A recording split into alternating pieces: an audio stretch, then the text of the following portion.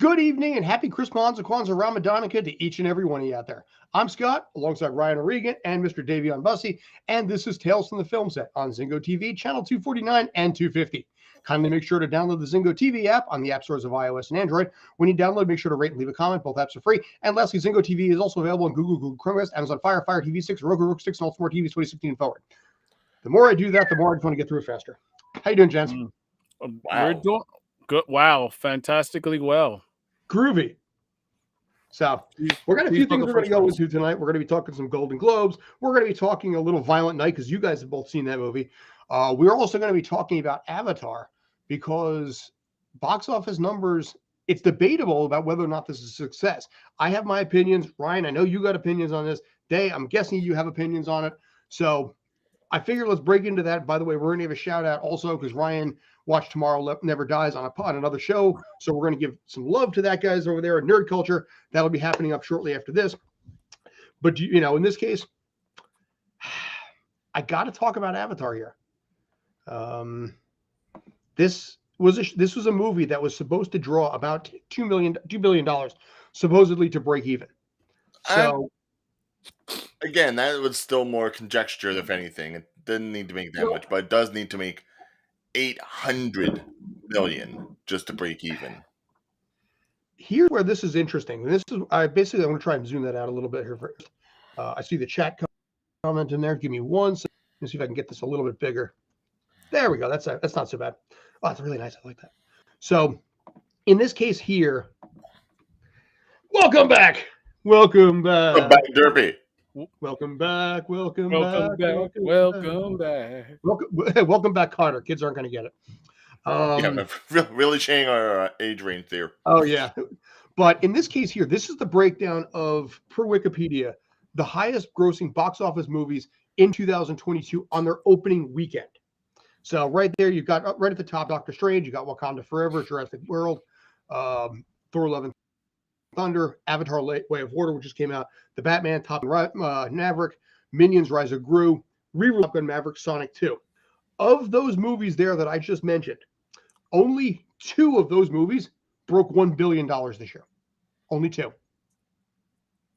And one of them was Top Gun Maverick.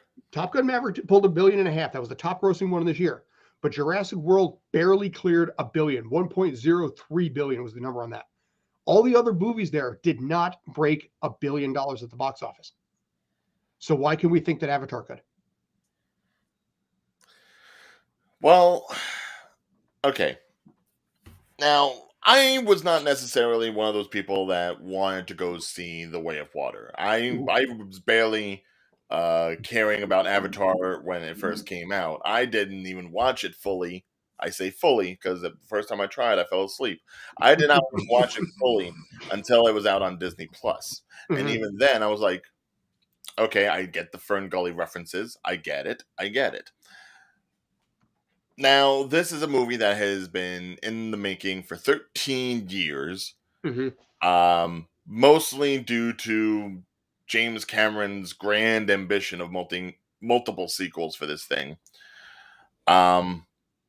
And yeah, when you have a movie that takes that long to make, you're going to put yourself in a lot of debt. So much so that it's feasible that this movie costs more than the original. And by all in fact, we now have 13 years of technological advancement that while Way of Water may still look fantastic and Pandora may be as great as he wanted it to look, there is now less fanfare, I think, for something of that CGI spectacle. It's one thing when it's one of the first things that you ever see do something like that. It's another thing where you've now had over a decade of everyone trying to like keep up and pace around with technology, with CGI. And when you pair that up with like a less than stellar story, which, you know, it may tug at the heartstrings, but it's still a basic plot. It was the first one was Dances with Wolves with aliens. Right, and this one doesn't really veer too much. If anything, this thing probably does a grave injustice to Worthington and Saldana because apparently it takes less of the focus away from them and puts it more on their children, One of which is childhood bullying becomes a factor in this movie. Spoiler, by the way. yeah. Well, one of which has become like the Golden Child, done by Sigourney Weaver. Like, why? Yeah. So it's hard to say whether or not this thing will have legs, but the thing that benefits it is that we are getting into the Christmas holiday season. We are getting into January to come, where it's mostly been known as a dead zone for movies. Aside from whatever actually breaks out on Christmas Day, which there's such a variety that they almost like impound each other. You know, they don't make as much money as probably they should because there's so much else going on.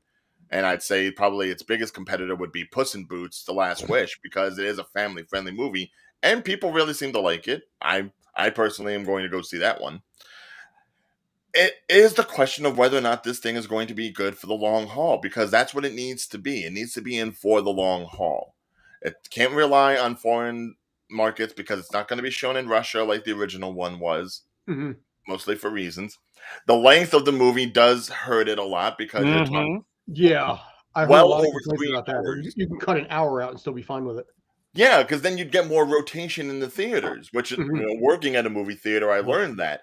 You wanted to be able to get people out as fast as possible so that this way you can still gain more ticket sales. But if you've got people staying in there for half of their afternoon, it may be good for the concessions because they have to get a lot of popcorn and soda in order to stay awake for the damn thing, but it doesn't really help the ticket sales. And typically people don't buy stuff while the movie's happening. Before I mean, then, unless you're going through one of those websites where it tells you where the piss breaks are, which with this much water on the screen, there's quite a few piss breaks, I'm sure. What is it basically with water movies and like James Cameron, and 3.5 hour epic films in this case?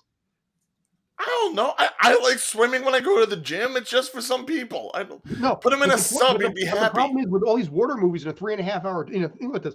You're sitting there. You drink that 32-ounce soda. You're 2 hours in, and you're like, crap. And I remember I went through this with like the first Fantastic Beasts movie. It's bad when you start doing one of these, and you're kind of like just kind of doing that pee-pee dance in the chair. Speaking of water. And it was funny because these movies are so long. It's the same problem people had with Titanic. 3.5 hours, and when you have to pee, it's like right at the third act, and you're like, shit, what now? Right, and that's probably the other thing about it. Like he just said with like the CGI spectacle. This is something that's made for the larger formats. This is made for your Dolby Digital Atmos. This is made for your IMAX. This is made for your 3D. Theater. Which means you are going to have to be buying a larger ticket price than your standard theater going experience. Fair. So it becomes a question, is it worth it enough for people to want to go ahead and see this thing when now probably the biggest thing, and this is probably the stuff that would annoy James Cameron, 13 years ago, Netflix wasn't as big as it is now. Right. 13 years ago, there wasn't a HBO Max or a Paramount Plus or a Disney Plus or any of the streaming options that people now have. Pluto TV, Freevee. We have Pluto and Freevee on here all the time. So is it worth it for people to spend that much money to go to the big extreme spectacle theater to see this movie? Especially when we're already complaining about, inflation and everything. It almost feels like this is like the worst possible time to release this kind of movie. Oh, yeah. Yeah. And it's funny because you look at a movie like this and, I think personally, I want to correct something you said. I disagree with you on a little bit. I think Christmas could be really good for this because all the people that don't celebrate Christmas, what do they usually do on Christmas? They go to the movies. That is true. That is true. But they order Chinese food, they go to the movies. So in this case here, you might get a little bit of an upswing in week 2 just because of the fact that Christmas falls literally on a Sunday. So the first movie did have legs and did well internationally, but that was 13 years ago. You have people that were kids and saw it in theaters that have kids now, and may or may not want to bring them to see this kind of movie. The problem in this case, and I think one of you guys mentioned it, well, yes, it's more visually stimulating than the first one, and credit where it's due there. The industry has caught up to it. So you have Marvel films, 13 years of Marvel films that have pretty much bridged the gap between Avatar 1 and Avatar 2. Right. I'm going to date myself a little bit with this. When Final Fantasy VII came out, the original one back in 1997, it was mind-blowing. Yes, I know it was blocky and everything like that, but you got to go compare to like Super Nintendo at the time. It was amazing. It was a visual experience to see something you never saw before. Final Fantasy VIII was better, but you were already used to Final Fantasy VII and what the PlayStation can do. You had a better sequel visually, but that's all you had. And as a result, it wasn't that. I mean, it was okay. It was an okay game. It was one of the lower ends, as popularity goes. But it's funny because the time that we've had between first one and second one, 13 years is a lifetime in Hollywood, and especially with what Marvel had done. Because at that point, you had Iron Man 1 and maybe Incredible Hulk came out at that point. I can't remember. No, first Incredible Hulk came out was first, then Iron Man. Okay. No, okay. Iron Man was first, then Incredible Hulk. Yeah, Iron Man was 2000. You might be thinking The Hulk with Eric Bana. That was that's 2003, the Ang Lee one I'm not talking about. I'm talking the Ed Norton one. Mm-hmm. So, right. No, that came out after. That's what you compared it to as far as Marvel goes. And then you bump ahead a decade, and suddenly you've got Endgame, and you got Multiverse of Madness, and you have all the stuff you have now. And that's just Marvel. That's not even talking Disney. It's not talking anything else. That's not talking all the other stuff out there. The gap has been bridged, and people were like, yeah, it's cool. But you know what? I got a flat screen. I'll wait for it. And then they'll sit there, and it's at 3.5 hours. If they want to pause it to go take a leak, they can do that guilt-free. Yeah, like I'm not in a theater and not have guilt. Yeah, I'm not trying to knock that there's the movie-going experience spectacle of this movie, but it's a matter of whether or not people nowadays necessarily want to care about something that has not had any recent investment. Mm-hmm. If this had come out like even 5 years ago. Thank you. Yes. If this had come out maybe even during the time when Infinity War and Endgame was coming out, when Marvel was at its peak, and you would have been able to do like proper comparison between the CGI of this franchise and the CGI of this franchise, then there's something to talk about more. Right. And I hate to say it, I mean, even though it may look weak coming up in the next few months, once Christmas rolls around, you have Puss in Boots: The Last Wish, like I said, which is going to draw in kids, and probably more critically touted than Avatar: Way of Water is. People are loving Puss in Boots right now. Mm-hmm. They're saying it is the Logan of the Shrek franchise. I'm like, I like that. I like that so much. Does he die with his heart in his hand, though? And then you also have things like Whitney Houston, I Want to Dance with Somebody, or Babylon, Oscar bait movies, which now, as we are getting into the award season, is going to be much more significant. So those are things that could easily draw attention away from The Way of Water, especially if they're shorter. Mm-hmm. Yeah. You have not since 2019? I believe it. Oh, dude, Vault Dweller, tickets are $20, $25 before you even buy food there. And they get really pissed when you start smuggling stuff in. No, they don't. Well, I got one theater that doesn't. Yeah, but I mean, obviously, I get why they don't like it. That's being a bigger person. Like, I can just hide things on me, It's winter. You give me the right hoodie, I could take like a 3-piece and a biscuit in there, no problem. All right, I'm usually a bunch of Crunch Out from like Dollar Tree. I just got it in my pocket looking like a holster. Hell on a quarter tree, by the way. Let's point that one out. Yes. But in this case here, if you got a family of 4, you're looking at $100 for the movie, even before you get to food. Right. And it could be, and dude, that's only $25 for tickets. Some tickets are $35. Mm-hmm. And suddenly you're looking at your entire Verizon bill just in food right off the bat. Like, you have to really, really have loved Avatar to want to go through that investment. And kids nowadays don't care about Avatar. So if you got an 18, 20-year-old, they're okay. They maybe saw the first one on TV. They never saw the original in theaters. They didn't capture that experience. Your 18 to 29 crowd, maybe some of them saw the first movie. By the way, Vault Dweller, I am sorry for you that your last movie was Rise of Skywalker. Yeah. Yeah. There have been better things since. I guarantee you there have been better things since. Don't blame. The funny thing about Rise of Skywalker, I couldn't believe how basically disinterested the entire audience was on opening night for that movie. They were just, Harrison Ford showed up, people were just watching. End of the movie, nobody clapped, they just all walked out. It is the only I've seen every single Star Wars movie since Episode 2, opening night or preview night. That was the only one that nobody cared. People went nuts for Last Jedi. I know Last Jedi was the visit. It's a great movie, bad sequel. But people lost their mind when Leia flew. You know, they clapped at the end, standing ovation at the end. Rise of Skywalker, they just got up and walked out. I could not believe what I saw that night. It's like I tell people about when I went to go see that movie. I went to go see Cats afterwards. I enjoyed Cats more than I did Rise of Skywalker. You actually, did you pay money to see Cats? Well, again, AMC A-list, I get my movies free, you know. Fair enough. Okay, that's not so bad. So you got your money's worth in that case, technically. Yes. But still a more enjoyable experience with Cats. Not saying it's grand movie making, but Lord knows it kept me awake. Sometimes out of fear.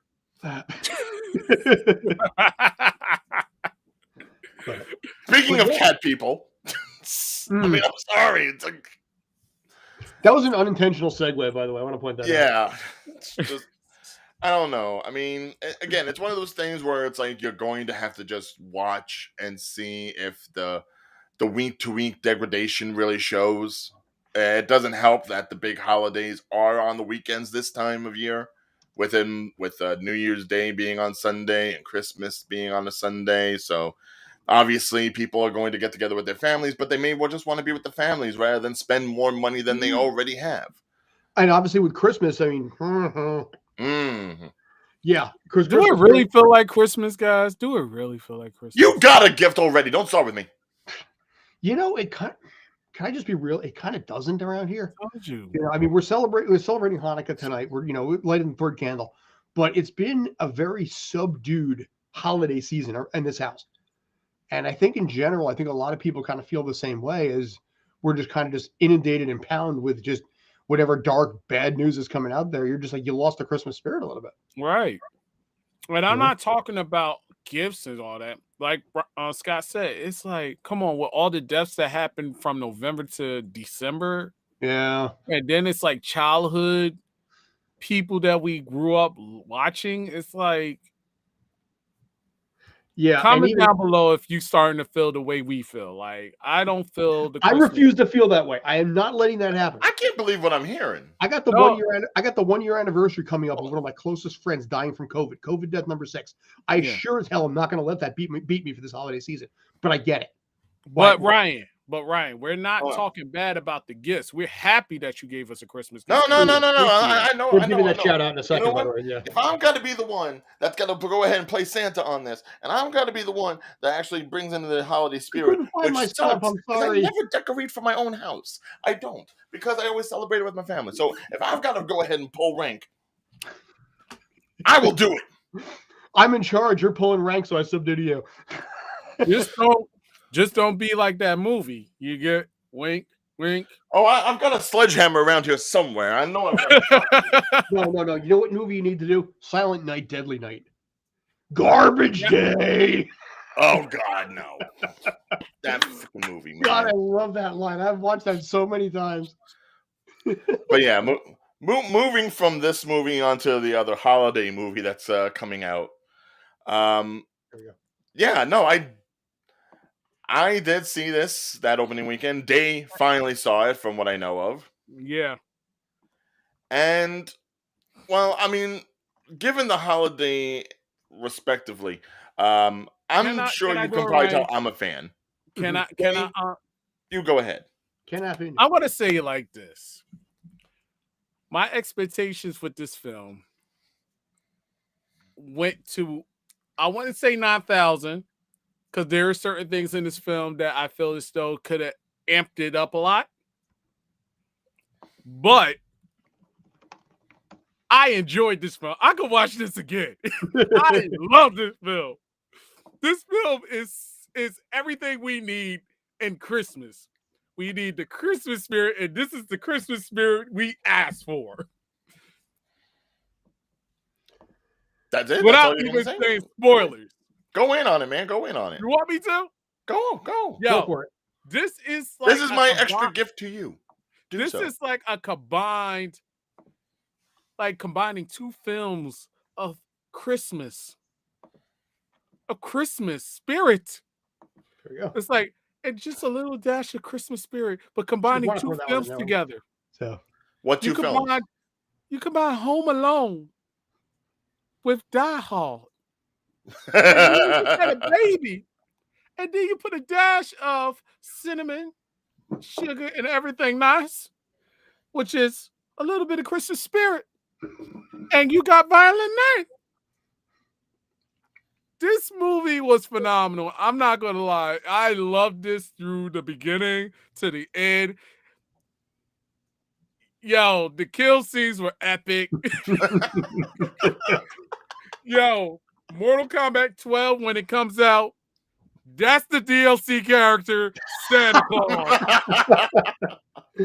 So no Straight Jason up. in this case, no Predator. You want David Harbour. I want David Harbour Santa Claus in Mortal Kombat 12. You hear me, Ed Boom? David Harbour Santa Claus on Mortal Kombat 12. Make it happen. Wow. Oh, it's awesome. No, because those kills, like, come on. It's like better than watching John McClane, better than watching Macaulay Culkin. That's a tough sell. Well, Macaulay Culkin didn't technically kill them. He didn't Although kill them, No, but but they yeah. should have died. And in all like 8 seriousness, times they should have died in a minute each. yes. I think Cinema Sins did that, like the death counter of what really would have happened and how many times they died in each movie. Nah, in this film, they really died. But I mean, yeah, just to pretty much piggyback on what Day said, this had the kind of energy that I think Krampus wanted to have. Mm. You know, Krampus, while it had its more Krampus who? gremlins sort of thing. Krampus what? Krampus who? Krampus. Hey, Krampus don't hate on Krampus, okay? I'm getting a lot of Krampus money what? from basically a character in the show. Who's Krampus? What's Krampus? Hey, that's an Adam Scott movie. You know what? Don't diss Adam Scott in this case. You know. Yeah, we'll get to Adam Scott later. This year. But no, this knew what it was. And that's what I always want to see from something that's going to be like a little bit of a genre bend. Because that's exactly what this is. This is a genre bend. This is taking a holiday movie and a violent beat-em-up John Wick type thing and mashing it together. And it knows the beats that it has to hit. It's not too serious, but it's still heartfelt. It's not too silly, but it knows where to make the jokes because of the situation that everyone is in. This is a well-written, well-paced movie. Now, is it predictable? Sure. Yeah, to a certain extent. It's Santa Claus. If you think Santa Claus is going to, like, lose, Santa Claus defeated the Martians, for God's sakes. Of course he's going to go ahead and handle this situation. But I like the backstory that they gave. I like that it's not like, you know, a Santa with muscles sort of thing like Hulk Hogan did. Hulk Hogan's you know, yeah, I like that they actually gave him some sort of like pathos. David Harbour, for as gruff of a person, yes, we love Santa. We love Santa. And for as gruff as David Harbour is as an actor, David Harbour is one of those actors where I feel like he has a good amount of range, but he always gets cast as the same guy in everything he does. You know, he's always like the tough, gruff type. It didn't work for him in Hellboy, unfortunately. He's Hopper in everything he does. Yeah, no. When it comes to something like this fits his personality perfectly. Right. Like, while I could have seen maybe a couple of other people taking on the role, I like that it was David Harbour. I like the story that they did with him. I like the lack of faith that they would bring in. He brought in the sort of like Santa that's like, you know what? In 2022, this is the Santa we deserve. This is the Santa we needed. Yes. No, this is the Santa we needed. Not deserve, we need it.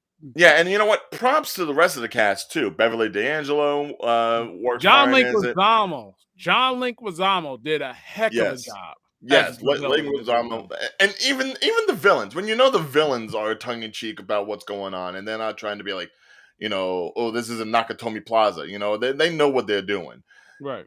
It really just livens up the mood. When everyone is working on point and everyone knows they're in the same film, that's when you really feel the energy. When you realize yourself completely seriously. And mind you, just for a retrospective, considering we were talking about Avatar and its opening weekend, only 0.3 million separated Violent Night's weekend return from Black Panther Wakanda Forever. So the fact that Black Panther, which I would say is in many senses a superior movie to Violent Night, And even though Violent Night only came out like what, the week after Wakanda did, the Mhm. fact that they're relatively on par with each other against Avatar shows the credibility of this movie. Right. Mhm. It shows that it is able to stand alone and it isn't just some throwaway Netflix, Hallmarky kind of Quick like Christmas cash film. grab type thing. Yeah, this is something Cash that can grab, the stand on its movie. own. This is something I would love to see a sequel for because I Mhm. think you can do that. Or a prequel. Or a prequel, yes. They even set stuff up for a prequel if you wanted to go ahead and take it back to like the first Christmas that this No. Santa did or something. No, they don't have to take it to the first Christmas. I would Matter want of to see fact- the first Christmas, No, man. I no, no. want to see Viking. Matter of fact, they could do the origin story because they could basically talk about his Viking origin. Yeah, that's the one thing. No spoiler alert if you want to call it that. The fact that Santa started off as a Viking warrior. I love that premise. That almost adds like real world realism to this magic. And also, I'd like to reference that the person that gave me the information, Wynn Ferguson, she gets credit for because she's the one that took me to the movies and she's the one that saw it at New York Comic Con when they Aw. showed the film. And I was skeptical about seeing the film, but when I saw it on Saturday, I'm like, yo, I had to give my cousin props. I had to give her credit because she the one that basically pushed me to go see this film. And by far, I appreciate the fact that she did this because this film is fire. And thank you, cousin. And yes, you got your credit. That's a nice, Thank you, Jay's heartwarming cousin. feel on top of that makes me cry. Okay, Santa Claus. Yes. Santa with glasses. Yeah, no. Just don't get Save the drunk. milk. I've got my aviation water. Just Yes. don't get drunk. Water. Well, like I said, this is grape juice, so. And this This is is the last drop. this is green tea, ladies and gentlemen. Funny, I've And never like I seen said, Lipton the day color. before, yes. And those recurring Sailor Moon characters were really cousins. Oh, quite the festive spirit. Quite indeed, yes. God bless But this yes, holiday season. just Yeah. folks, Tomorrow, if you by the way, want being a the first different day of option, winter. Tomorrow being the first day of winter also. And Oh, the shortest day of the year. So after this, the days start to get a little bit longer. Hallelujah for that. Do you want to talk the Golden Globes? Break down a couple of these things? no, that's fine. Especially considering we have to talk about your work on a Golden Globe nominated Yes. program. Which actually is one of the Golden Globe. Yeah, one of the things in this case we got to talk about. We'll get to that in its own due course. And Yeah, for those of you who question why we call ourselves Tales from the Film Set, it is because people like myself, like Scott, like Day, we are in the movie and television entertainment business here in the New York, New Jersey area. As such, Scott, probably the most fortunate of the three of us currently, has been working on a Golden Globe nominated production, possibly one of the most critically touted productions of the last couple of years.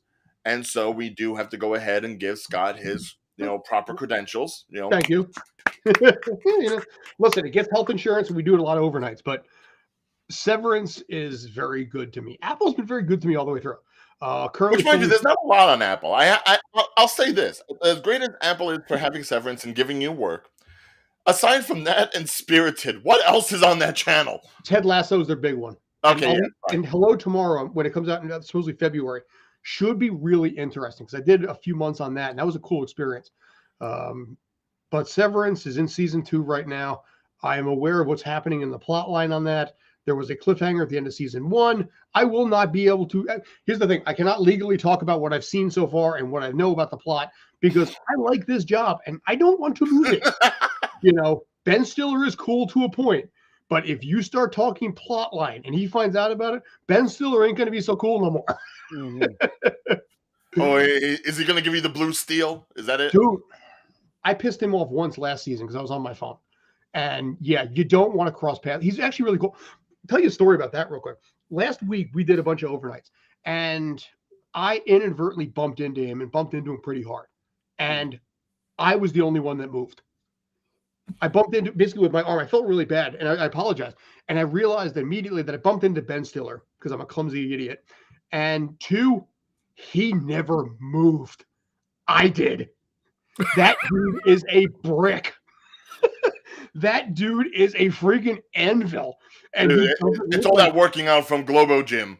Dude, Globo Gym and like heavyweights and all this kind of stuff. Ugh. Dude, I bumped into like I said, he didn't move a muscle. I bounced off him. You know, and Ben I'm like, Stiller got gains. You've heard it here first. Oh my God. Oh, he got more gains than me. He doesn't look, I mean, here's the thing. In Dodgeball, you can kind of see him pretty well, Jack. But that movie was almost 20 years ago. You know, right at this point, his hair is a little grayer. He's got glasses, you know, but I bounced off him. And I'm 230 pounds. Yo, I can't wait for Ben Stiller to make his WWE premiere. Dude, oh my God. Oh, you know. Ladies and gentlemen, do you want to see Ben Stiller versus Davion Bussey for the title? Let us know. I'm gonna put the vote in the YouTube channel. I'm sorry. $10 on Ben Stiller. I would. Listen, he would, you know, he's directing most of the episodes, and if he's not directing, he is exec producing. So there were episodes he would just show up just to kind of keep an eye on. He was there at 2:00 in the morning just to check in on his project. He is that passionate about it. Where a lot of times in the middle of the night, and where, you know, when you easily could have been calling it quits and being like, no, I'm not going to do it. He was there. So I would like to meet him. I would definitely like to meet him. Oh, absolutely. Yeah. Well, I met him once, basically when he did Secret Life of Walter Mitty. I remember he was sitting there, you know, he's looking at all the background actors, and he's like, I want him, I want him, I want him, not him. And it's like, not him. Oh, that was my first experience with him in this case. By the way, I was like, we got a Dragon Ball fan here. So Broly, yo! Now the question is which Broly, you know, because I prefer actually old Broly versus new Broly. But anyway, I prefer new Broly. Okay. If I looked at the image of correctly, it looked like old Broly, because old Broly's kind of got like almost this Egyptian god thing going on. Yeah, whereas new Broly's got just like this gruff caveman thing going. The one mocked mercilessly in Dragon Ball Z Abridged. God, yes. That's my favorite of all the movies that they did. But yeah, it looks like a mix of the two. But yeah, as far as, like I said, Severance goes, I've actually had people try to peg me for information, and I cannot legally discuss it. The only thing I will say is that they're taking a well-deserved break at this point and coming back in the new year. All right, so that's fine. That's about the limit of it, but yes, I'm intrigued where this goes. We will not pump you for information. That's completely fine. But let's go ahead through the list and see.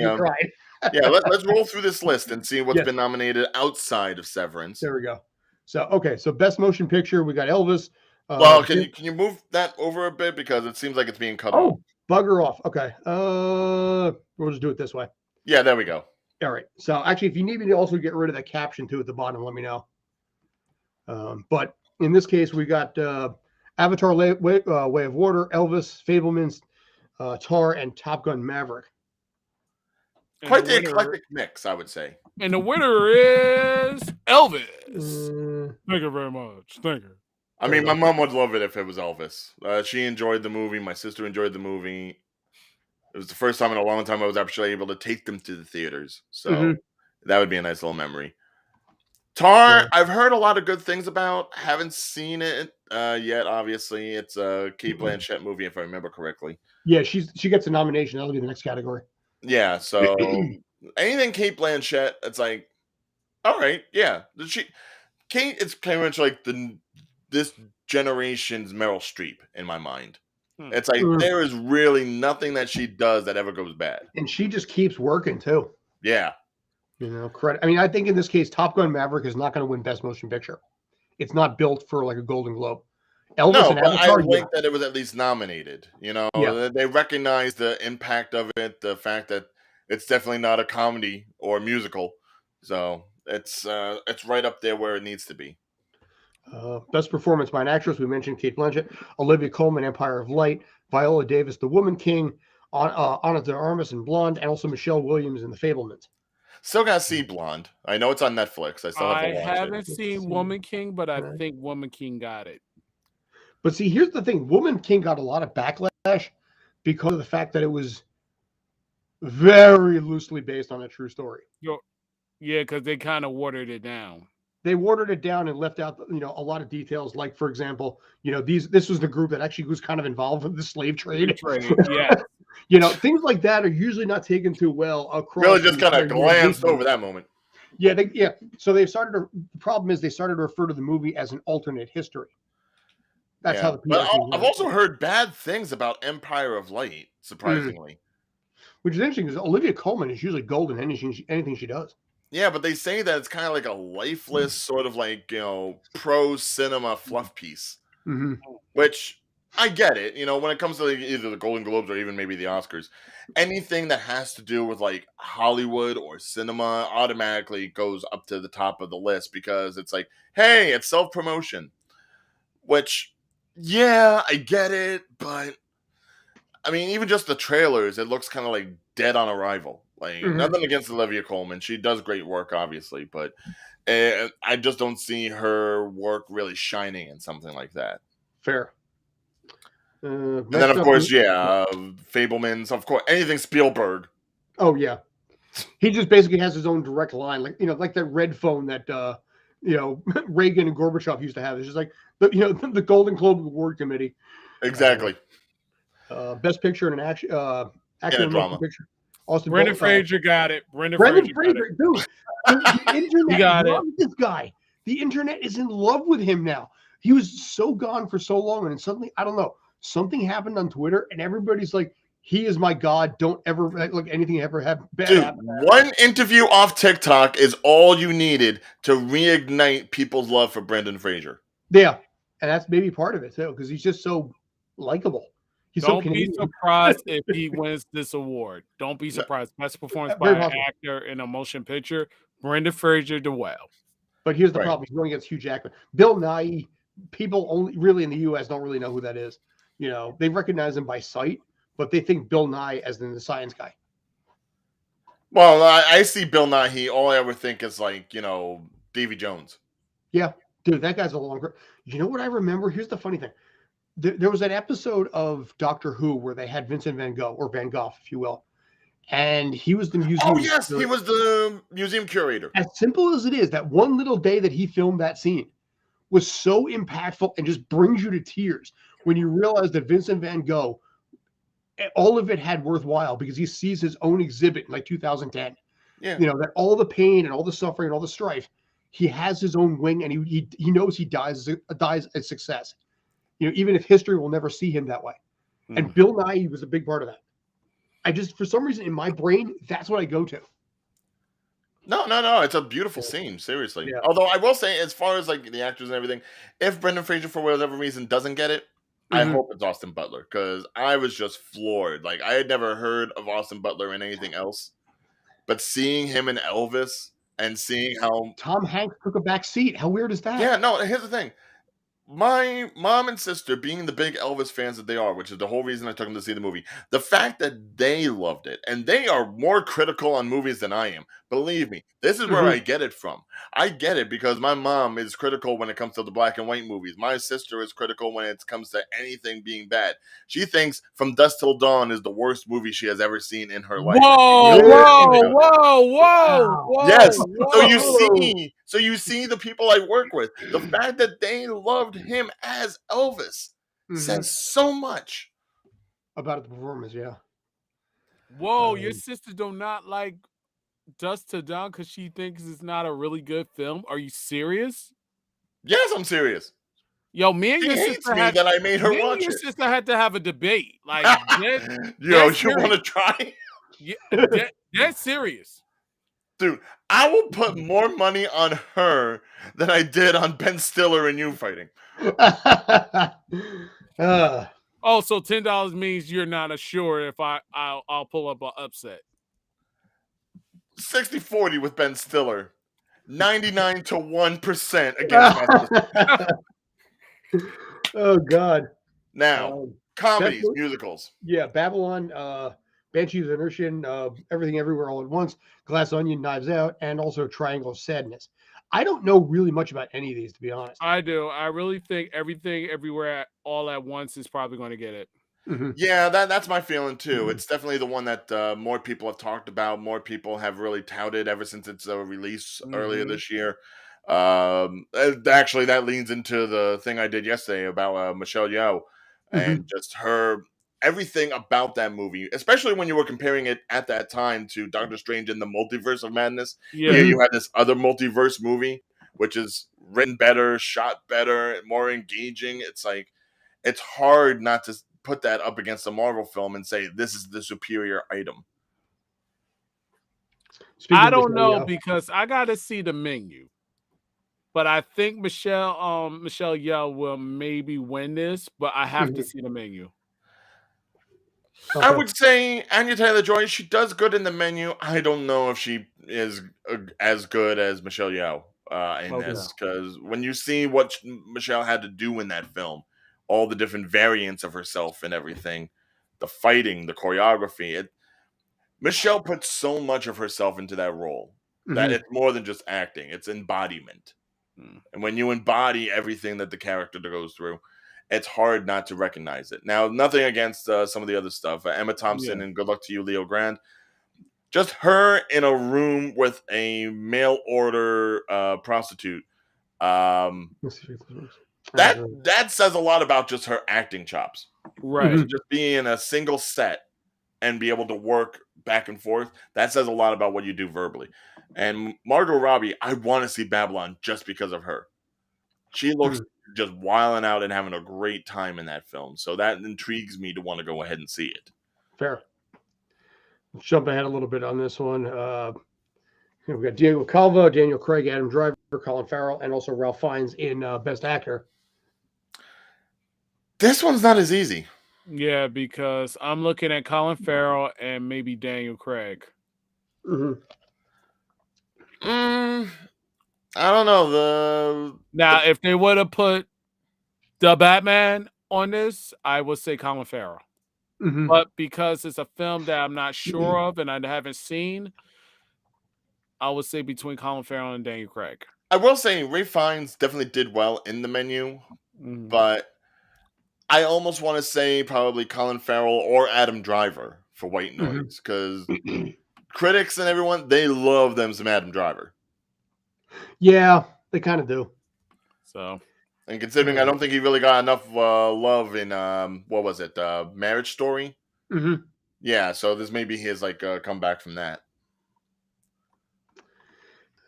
Best Motion Picture, Pinocchio, Inu O, which by the way translates to King Dog. By the way, I want to point that out.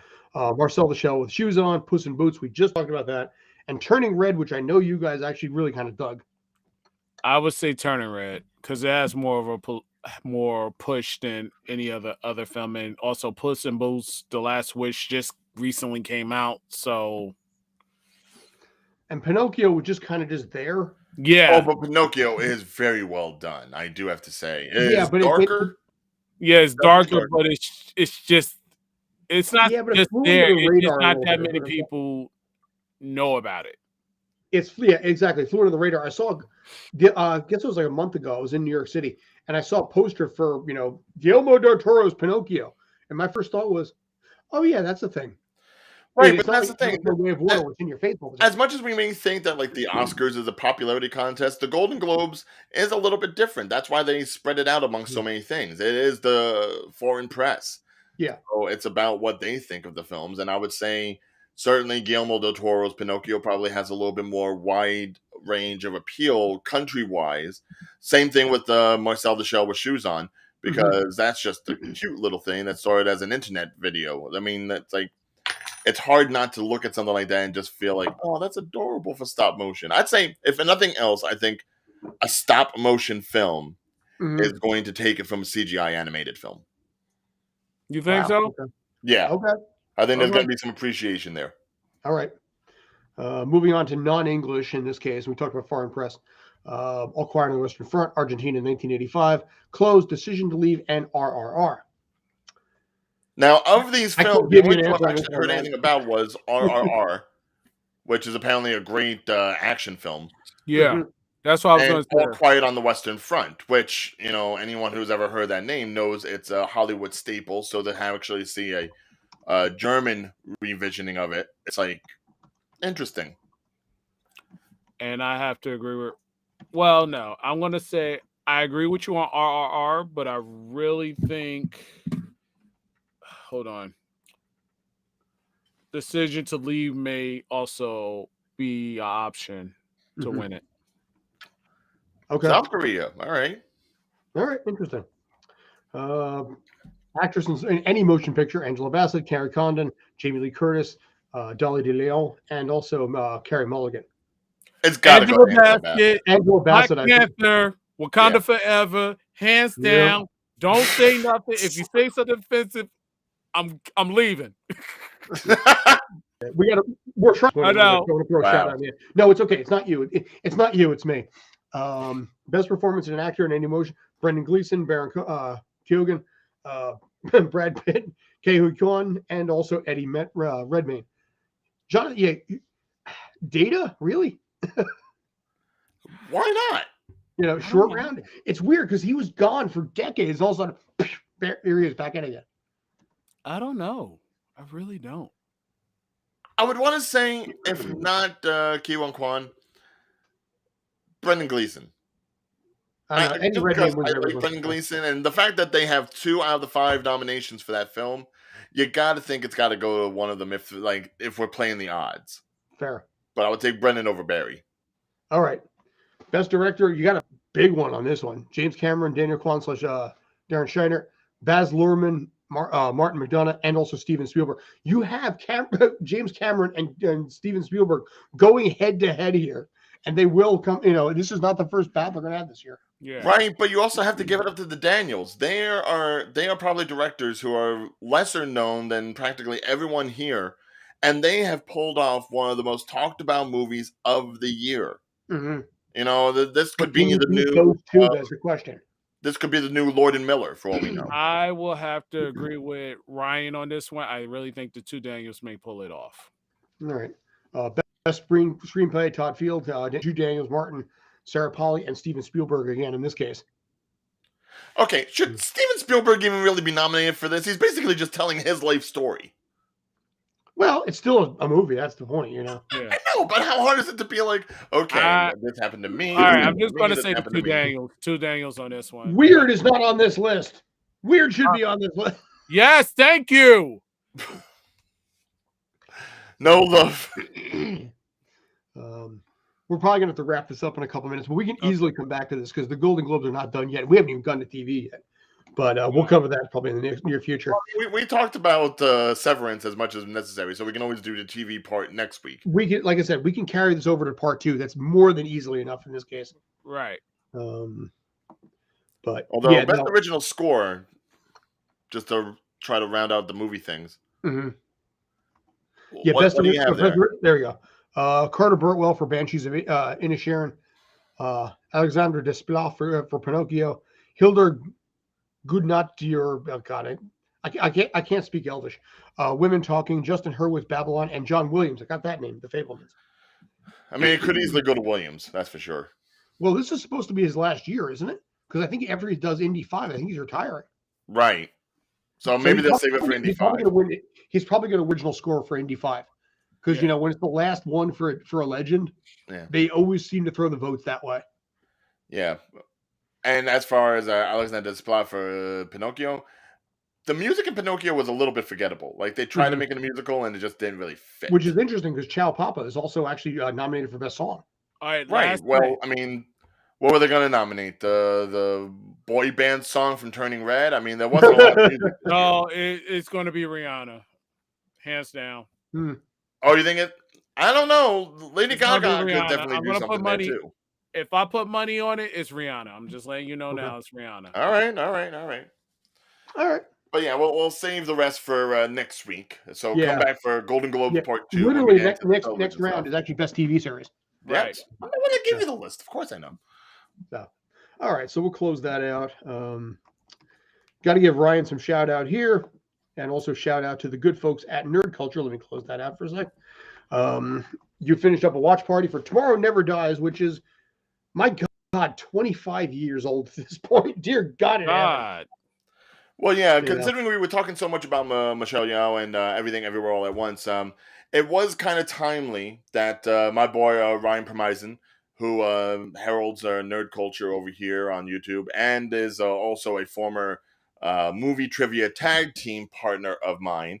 We went by the name the Tryhards or Ryhards in some cases, depending. Aha. Yeah, no, when you got two Ryans together, we come up with something clever. But yeah, his people at Nerd Culture, they do a lot of like anniversary watch-alongs, and yeah, considering Tomorrow Never Dies was effectively the Western film premiere of Michelle Yeoh to a lot of us. You know, she had done a lot of stuff over in China and everything, but this was the first time we had seen her, and it was in the film 25 years ago to this week. That was pretty on par, man. It's like she did a great job then. She looks fantastic still than she does in this movie. And yeah, the watch-alongs were just really fun. Ryan always does like a lot of good work. He asked me to be a part of it, and I'm like, you know what? Considering the year she's had, it was nice to go into it on it. Not one of my favorite Bond movies for sure. It's a little trait. Although I will say, Jonathan Pryce as the villain, who is just like this media magnet, with like, you know, almost kind of like think of him as like every major head of the news networks conglomerated into one. It's like it's a plot that's probably ahead of its time given the circumstances, but it's definitely worth a watch now. Not the best writing, not necessarily the best action, except when Michelle's character is fighting, because she just. But you also had one of the best Bonds too. One of the most memorable, probably top 3 Bonds, I guess, maybe. Oh yeah, but definitely worth a watch. Go ahead if you want to go ahead and watch it. It is usually on Amazon Prime if you want to pull up the movie and watch along with it. It's me, it's Ryan, it's his friend Phil, and they do these kinds of watch-alongs along with a lot of other interviews and retrospectives on comics and film. Lots of the time. That's Nerd Culture, and they are working up to getting 1,000 subscribers, because when they do, they are going to do a very special little show for the all followers there. If you can, go ahead, follow, hit the bell. Well, first of all, do it for us first, and then once you're done with Streampunk, then go over to Nerd Culture. Then Day, I'm talking to you. Put your head up. All right, go over here, subscribe, hit the bell, follow, watch along, enjoy yourself, get a little bit of wisdom, get a little bit of entertainment. They're kind of like us, only more comic booky. But you know, certainly, definitely want to show love to my fellow Ryhard. Fair enough. Respect. Right. So I'm getting ready to subscribe to them, Nerd Culture, and I shall do the same, because I'm not logged into my YouTube account. Okay, good, because that way now you can refresh the screen and I can see it go from 766 to 768. Not that I'm putting you on the spot or anything. 766. 766. Gentlemen. There's nothing wrong with your computer, by the way. Your screen right now.